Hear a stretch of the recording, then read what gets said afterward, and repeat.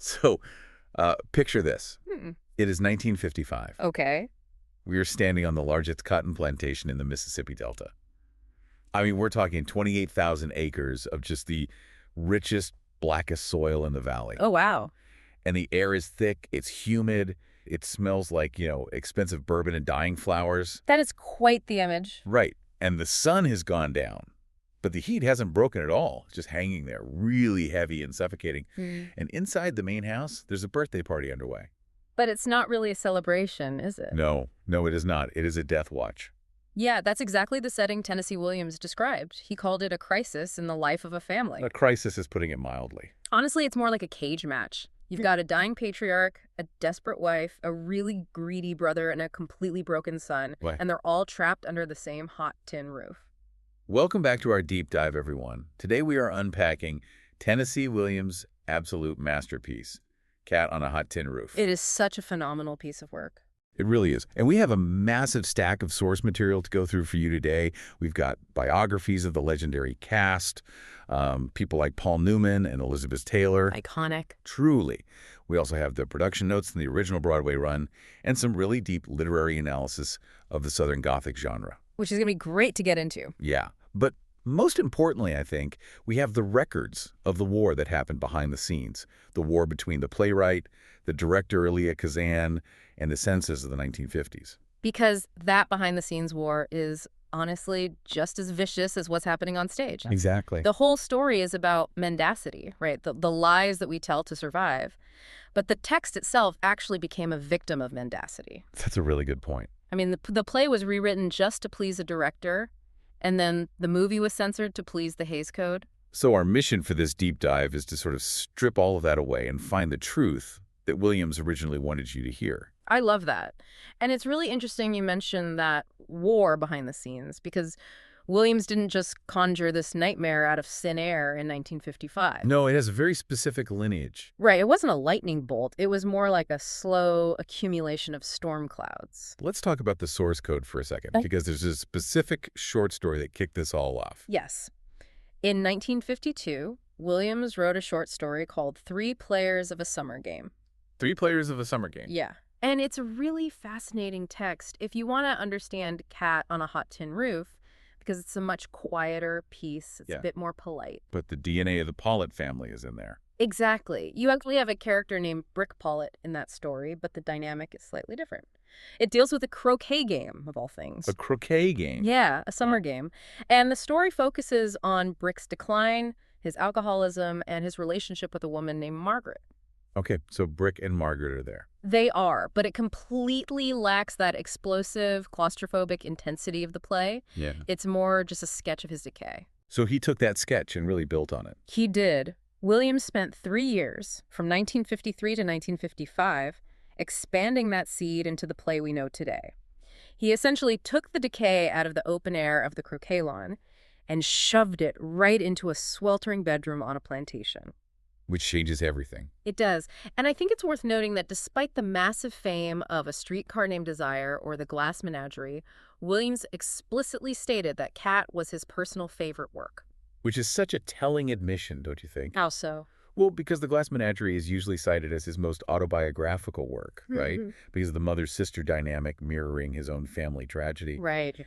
But Cat feels autobiographical in a completely different, maybe even more painful way. It really captures this specific toxicity of the father-son dynamic. That is so true. And he constructs it with this incredible level of discipline that he didn't always use. What do you mean by that? Well, Cat on a Hot Tin Roof adheres strictly to the Aristotelian unities. Time, place, and action. Exactly. It all happens in real time, in one room, on one single night.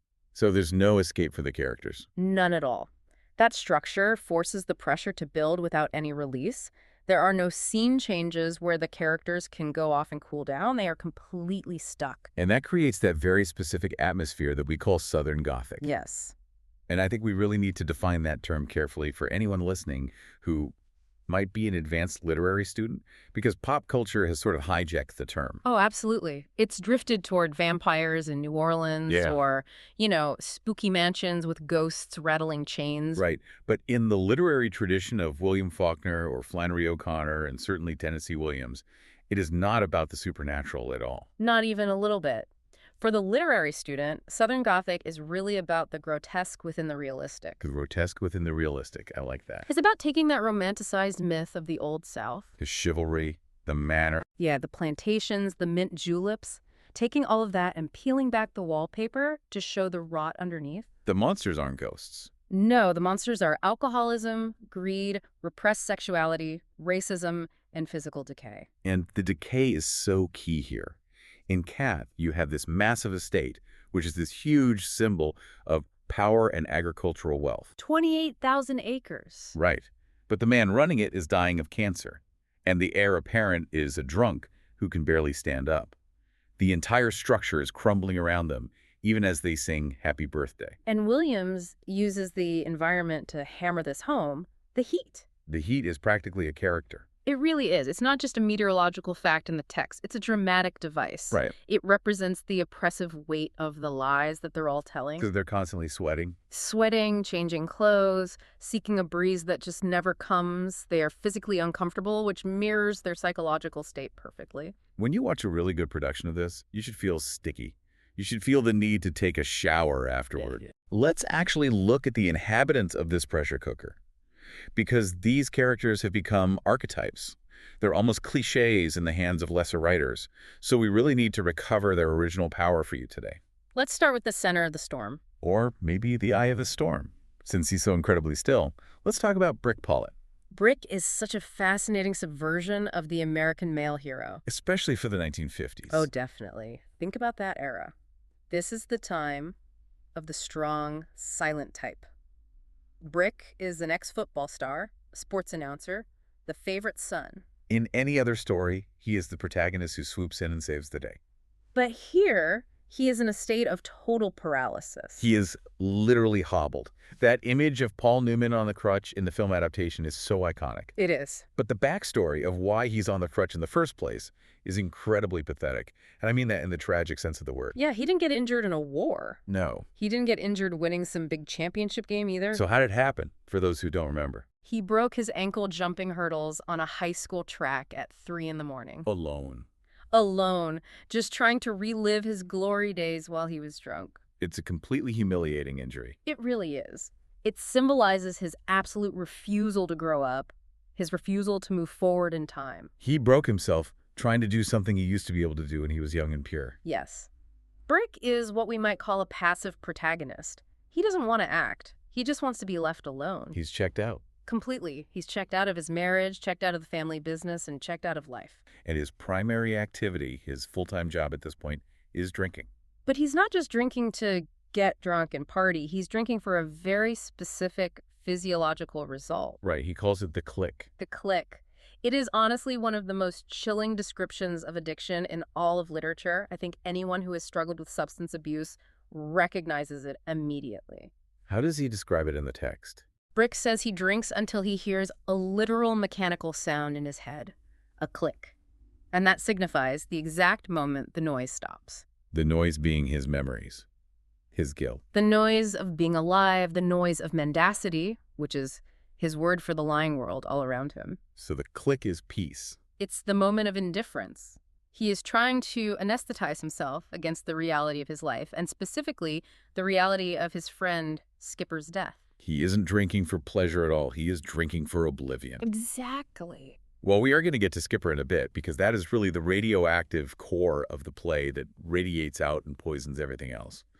But first, we have to look at the force trying to pull Brick back from the edge. Maggie. Maggie the cat. If Brick is death and stasis, Maggie is life and motion. She is vibrant, she is frantic, and she is utterly terrified. Her motivation is often simplified, I think. People just say it's greed, that she just wants the inheritance money. Right, but looking closely at the text, it supports something much more primal than that. Because she comes from genteel poverty.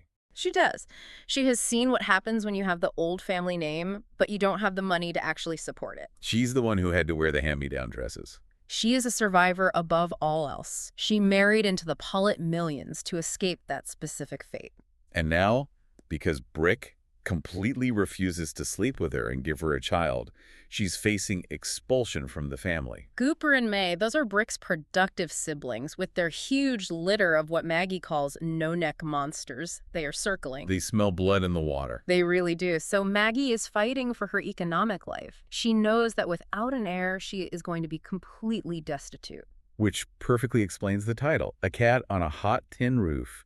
It's such a masterful image. You're in pain, your feet are burning, but you cannot jump off because the fall will kill you. So you just keep dancing? You just keep dancing. And the real tragedy is that she loves Brick. Yes. It's not just about the money. If it were just the money, she could manipulate him completely differently.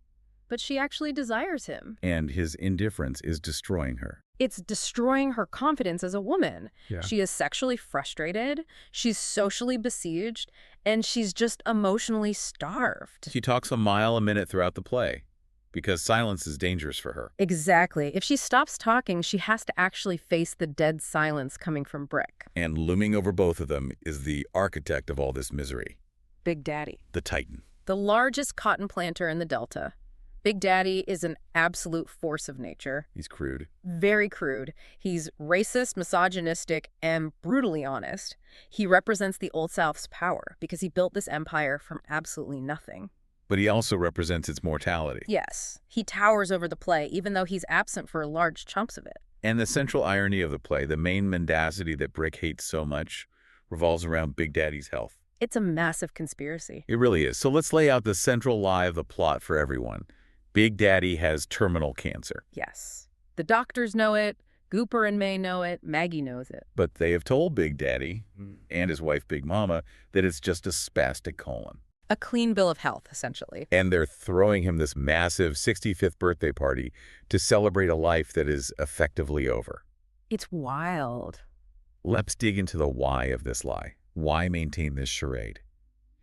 Because from the outside, it seems incredibly cruel to let a man die without knowing it. It is cruel, but it's also highly complex. For Gooper and May, the motivation is purely tactical. They need time. They need time to secure the estate and the will before the chaotic realization of death sets in.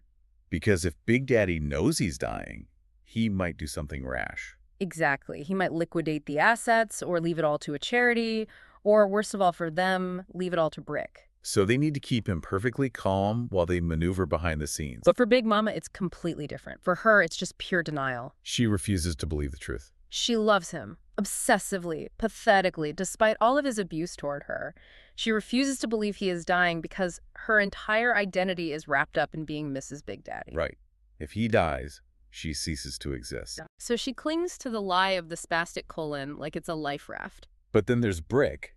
Brick is the only one who refuses to play along, and yet he won't expose it either. He just watches everyone from the sidelines completely disgusted. He watches it as confirmation of his worldview. To Brick, the fact that his family can stand around and sing happy birthday to a dying man proves that the entire world is totally fake. Mendacity. Mendacity, it's a systemic web of lies. Yeah. And he drinks to tolerate the fakeness of it all. This brings us to that concept of mendacity.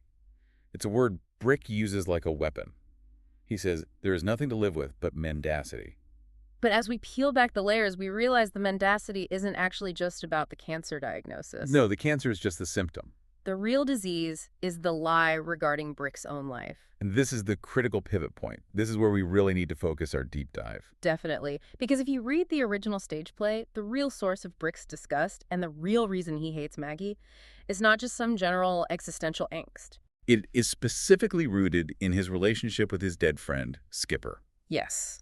We really need to tread carefully here to distinguish between the different versions of the story, because this is where history and censorship collide head-on. They really do. So let's clarify the original source version first, the play that Williams actually wrote.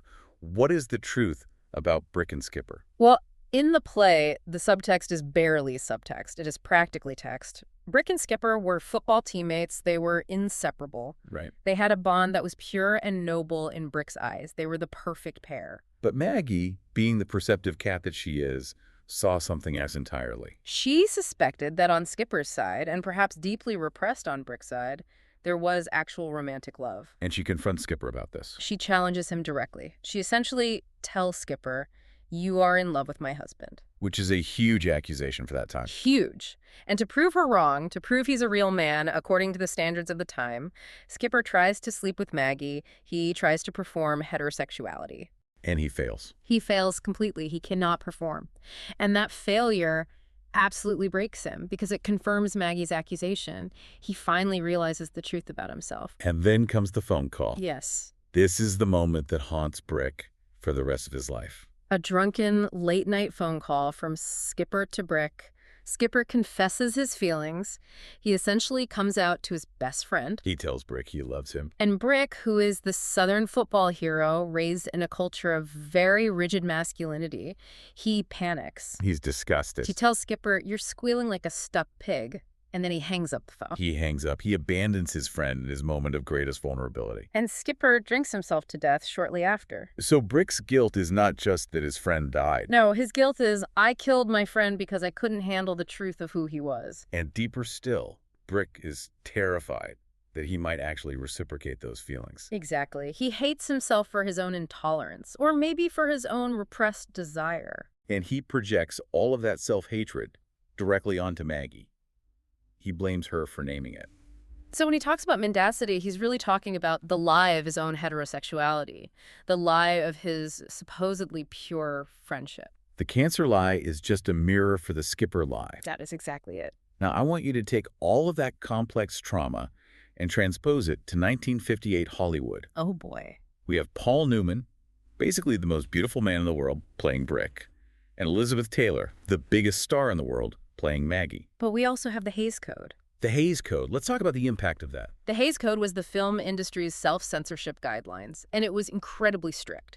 It explicitly forbade any depiction of what they called sexual perversion. Which included any reference to homosexuality. You couldn't even imply it. So MGM buys the rights to this Pulitzer Prize-winning play, but they are legally barred from filming the central conflict of the story. It's like buying Hamlet and being told you can't mention the ghost. That's a great comparison. So the director, Richard Brooks, who is also the writer for the film, he has to completely rewrite the engine of the movie. What does he replace the Skipper story with? He replaces the struggle over sexuality with a vague struggle over maturity. Maturity. Yeah. In the film, the story becomes that Skipper died simply because he was a washed-up athlete who couldn't handle his fading glory. A hazy hero worship. Right. And Brick is depressed because he thinks Maggie actually cheated on him with Skipper. That is a massive downgrade in complexity. It really banalizes the trauma. It turns a tragedy about identity and societal repression into a daytime soap opera about infidelity. In the film, Brick rejects Maggie not because of his own internal confusion, but because he thinks she's a slut. He thinks she betrayed him and ruined the purity of his friendship with Skipper. It fundamentally alters Brick's character arc. He goes from being this tortured, complex soul to just a sulking, immature husband who's mad his wife might have strayed. And this is exactly why Tennessee Williams was telling people waiting in line at the cinema to go home. He literally went to the theaters to tell people that. He was furious. He hated the script. He told the crowds, "This movie will set the industry back 50 years. Go home." Wow. He felt that by removing the homosexual element, they created a massive hole right in the center of the film. Because Brick's intense misery seems totally unmotivated without it. Right. Why is he this destroyed just because his friend died of alcoholism? It doesn't add up without the betrayal element. The censorship forced the film to substitute sexual repression with this vague sense of immaturity. And yet, despite all of that, the movie actually works. It really does. It was a massive hit at the box office, and it's still considered a classic today. And I think that's largely due to the performances. Even with this laundered script, Paul Newman does something extraordinary. He really does. Director Richard Brooks said he cast Newman specifically because he could project thought without speaking. Project thought without speaking. And Newman uses that. He uses the illusion of the first-time acting technique. He plays Brick as this tightly coiled spring.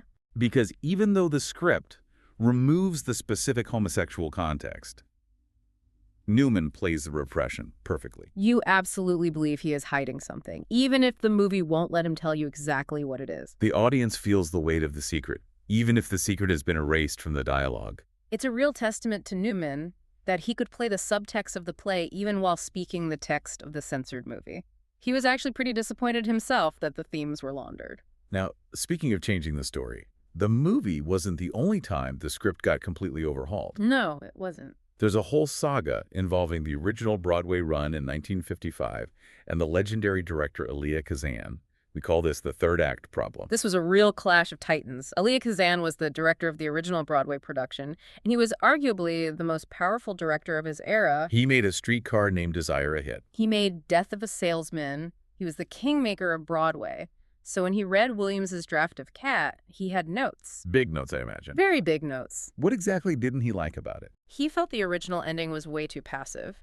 In Williams's original draft, Big Daddy finds out he's dying and just disappears. He doesn't come back on stage. No. He goes off stage to rage in silence. And the play ends with this quiet, very unresolved tension between Brick and Maggie. It sounds very European, very ambiguous. Exactly. And Kazan said, no.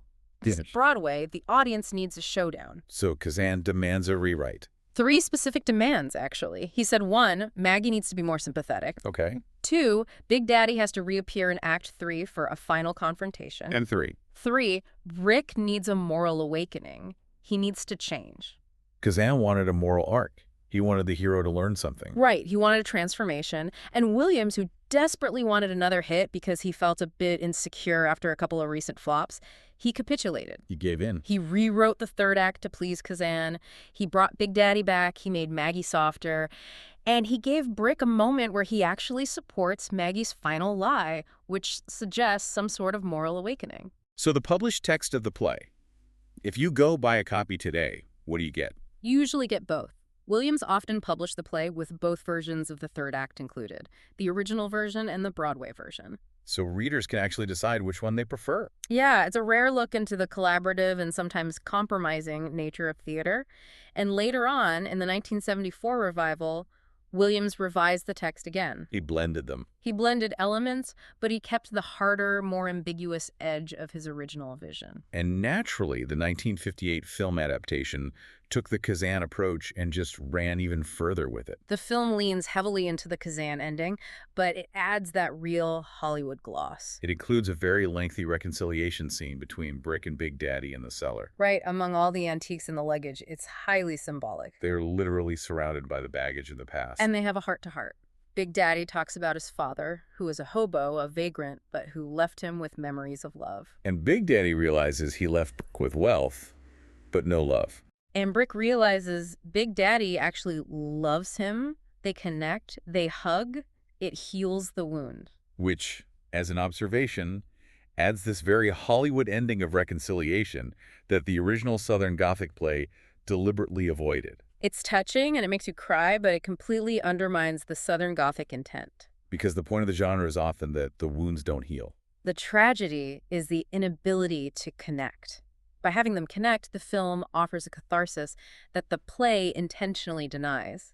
It tells the audience that love conquers all. Whereas Williams was saying that lies conquer all. Exactly. I want to circle back to Big Daddy's journey for a minute, specifically in that moment where the lie finally breaks. It's a realization. Because Burl Ives played Big Daddy on Broadway and in the film. And today I think most people know him as the voice of Sam the Snowman from Rudolph the Red-Nosed Reindeer. The guy singing Silver and Gold. Right. He was a folk singer. He sang Wayfaring Stranger. He was this gentle giant. But in this role, he perfectly embodies this macabre, domineering patriarch. He is terrifying. It is a staggering transformation. He physically dominates the space.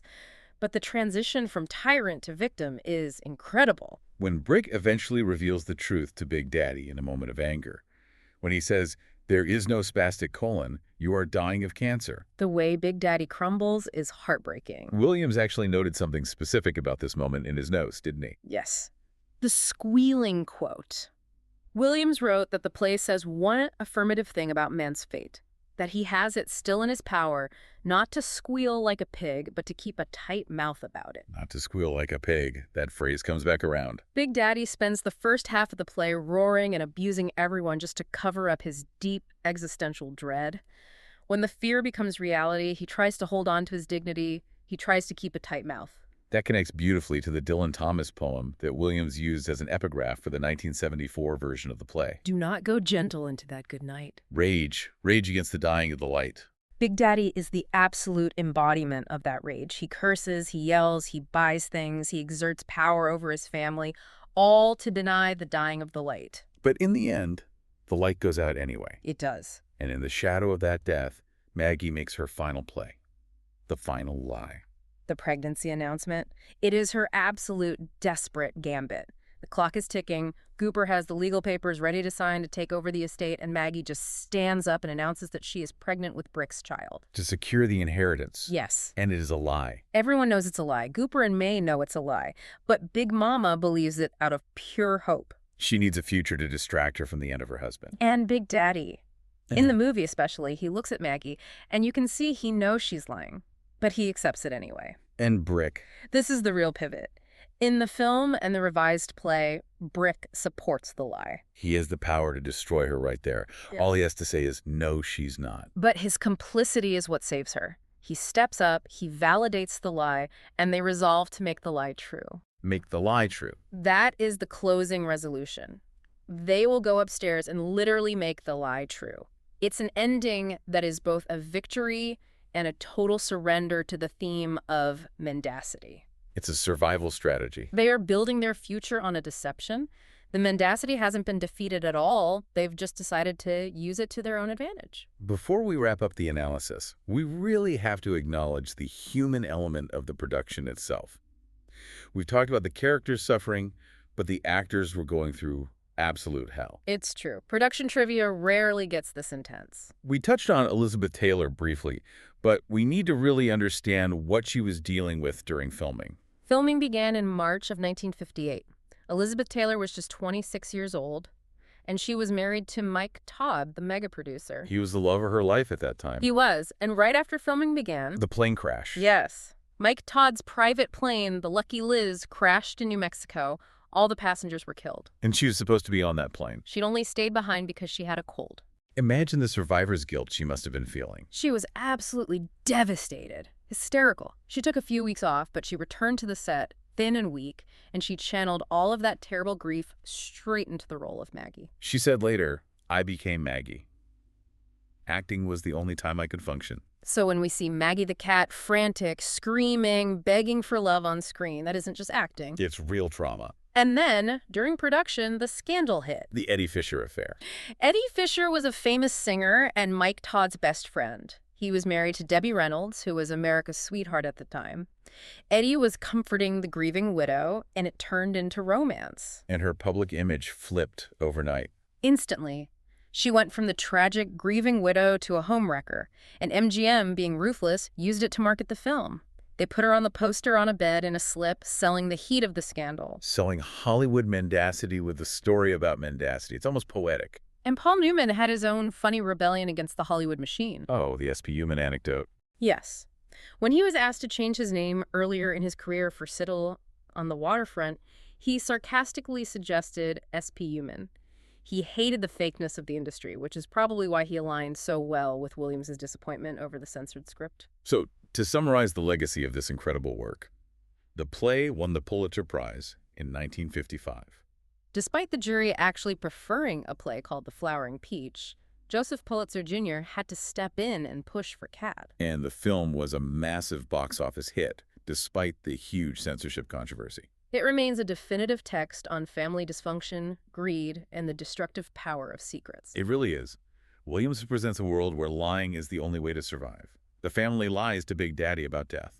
Maggie lies to the family about life with her fake pregnancy. Which leaves us with a really fascinating question. Exactly. I want to leave you, the listener, with a final provocative thought to mull over. In the Pollitt family, is the truth actually more destructive than the lies? Because the truth about Skipper destroys Brick, and the truth about the cancer destroys Big Daddy. Right. So is the refusal to face reality the real tragedy here? Or is reality so unbearable that the click brick searches for that numbness, that lie, is actually the only way to survive in this world? It's a tough question to answer. Something to think about the next time you're sweating out a tense family reunion in the summer heat. Absolutely. Thank you for joining us for this deep dive into the sweltering heat of the Mississippi Delta. It's been a pleasure. Stay cool out there, everyone. We will catch you on the next deep dive.